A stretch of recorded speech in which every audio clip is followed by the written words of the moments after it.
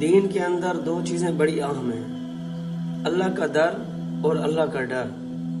حضرت لقمان علیہ السلام نے فرمایا کہ اگر کامیاب ہونا چاہتے ہو تو اپنی زندگی کے اندر دو چیزوں کو ہمیشہ یاد رکھو، اپنی موت کو اور اللہ کو۔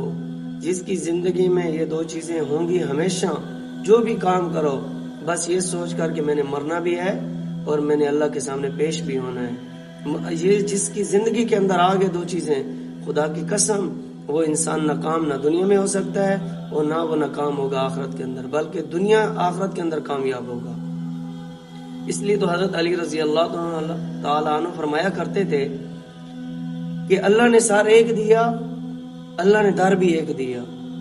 اس سر کو اللہ کے سامنے جھکاؤ گے، خدا کی قسم ساری دنیا تمہارے سامنے جھکے گی، اور اگر اس سر کو اللہ کے ایک در پہ نہیں جھکاؤ گے تو در در یہ سر تمہیں جھکانا پڑے گا۔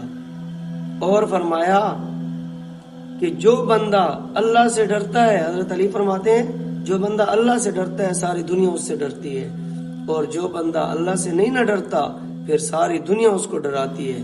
اس لیے در ایک ہے، سر ایک ہے، سر در در نہ جھکاؤ، اور اللہ کی ذات اکیلے تنہا ذات ہے، اس ایک کا اپنے دل کے اندر خوف رکھو اور کسی کا خوف اپنے دل کے اندر نہ رکھو۔